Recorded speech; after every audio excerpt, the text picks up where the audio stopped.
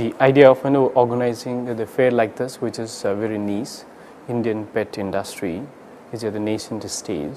It is of course growing at a very fast pace, but still the size is negligible compared to the world market. Thinking through the process that we should organize a fair like this, what went through our deliberation was particularly to look at how we can enrich the Indian pet industry through various products and services. Now that could be Indian, people who are producing in India, manufacturing in India, or people who are manufacturing worldwide and sold worldwide. Now the products and services are available from anywhere world, in any part of the world, from India manufactured, and it's available in other parts of the world. And there are three segments of the people who participate in this fair, and it is beneficial to them. One is the Indian importers and manufacturers of products. So they look at reaching out to the wider distribution network, retailers, as well as educating public about their products and services.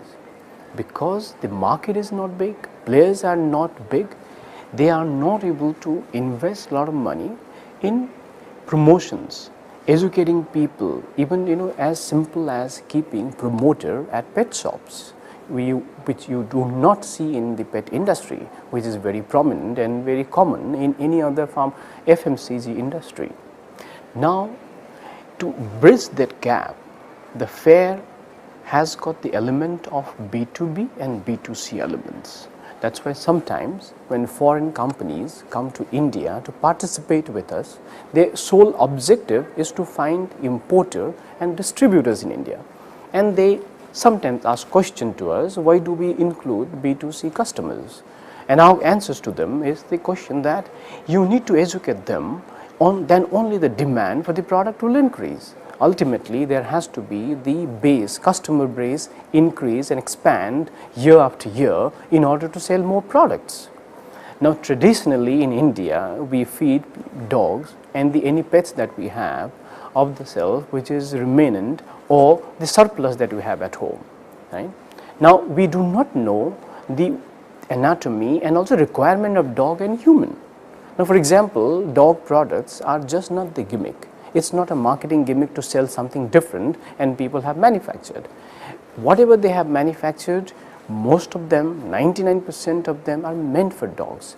It has got some element of the nutrition, or which takes care of, say, skin or the color or the coat, or for them, for that matter, longevity of their life, the living, how long they can live.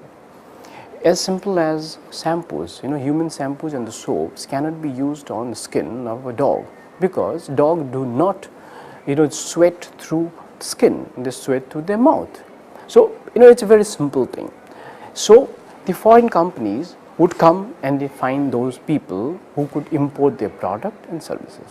The next level of, the industry to go to next level, what should happen is, instead of only foreign companies coming here appointing distributorships, they should also look at coming as a wholly owned subsidiary, come in India with joint ventures.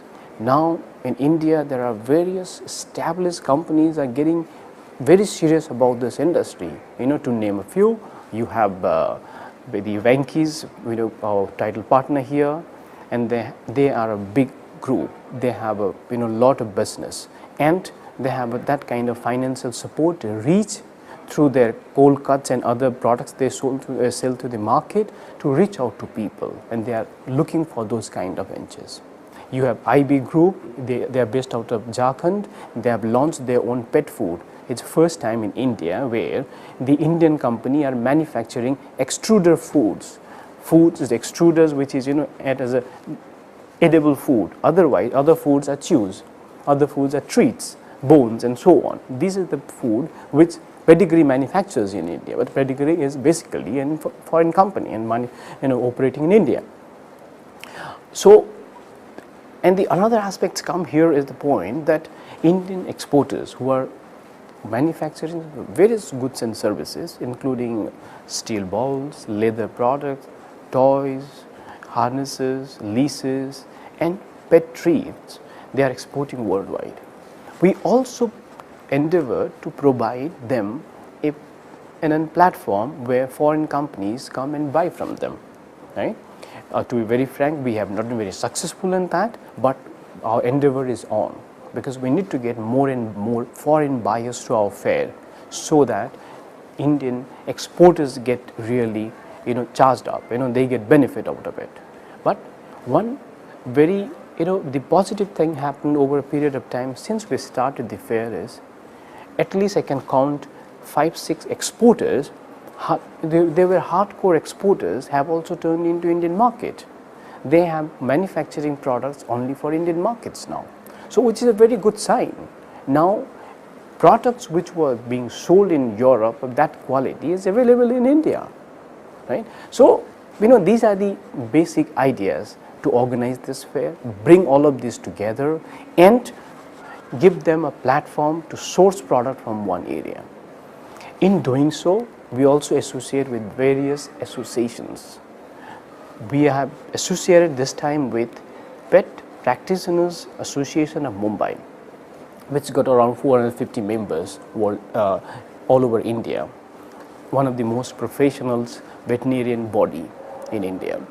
Now with associating with them, what we get into is we get into the point of veterinarian and the industry bridging the gap, because veterinary play a very important role in this, because people do not know anything, because the pet owners are less aware, because of the information is not available, so they go to the veterinarians right from the birth of a puppy to the death, and the veterinarians handhold them to make them a responsible pet owners. So having and collaborations like this is very, very important. Organizing this, we also have to reach out to a number of people, because when we have industry participating with us, we need to have people visiting us. Now we of course have to get pet owners, but getting pet related retailers and the manufacturers are very important. So since we started, that time that we concept this thought that we should do something like this, we went around, especially Mrs. Hawk and I went around and met most of the players then, it's around 7-8 years back, and conveyed to them we want to do something like this, which is called Pet Trade Fair.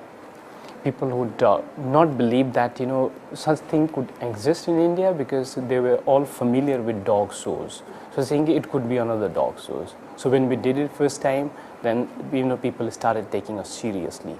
In India, we are known to, I believe, 100% people who are into pet business, right? Whether they are medicine, supplements, food, accessories, anything.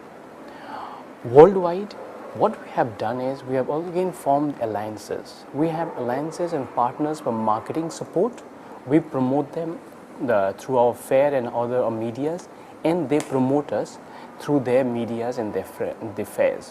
One. Second is we take part in international events, which are one of the biggest. Interzoo is the biggest pet fair in the world, and it's huge. It's when it's spread over something like 21 halls, and in 4 days we could not cover all halls. It is so huge the place, and besides going to Interzoo, which is the European, but there even the the South American and the US, Canada, all the industry people from those industry come over. We again have an alliance with CIPS, is one of the biggest fair in China, the biggest fair in China, not the one of, and we are also having an association with Aquarama in Singapore. This is I think is the biggest in aquarium fairs in the world, but they also have introduced a small amount of pet segment. So we participate in all of these. One more event that we participate is Jumar, which happens in Bologna in Italy. It is every 2 years. So is Interzoo. So when we are not participating in Interzoo, invariably we go to Jumar. Now the idea here is to reach out to international people and tell them India is growing, market is untapped. Whatever you come with, whatever product you come with, you will be novelty here. You could sell it. Only thing that you have to keep it in mind, India is a price sensitive market, if you want to be a long-term player, you need to have some strategy in terms of pricing. Then only it will work. Right? So that is how we do. In India, unfortunately, we do not have any other fair. We are the only one. So reaching out to people is only through our magazines, and we also take a help of Kennel Gazette, which is published by KCI, Kennel Club of India, and reaching out to them by direct mailers, personal visits, personal meetings, and so on.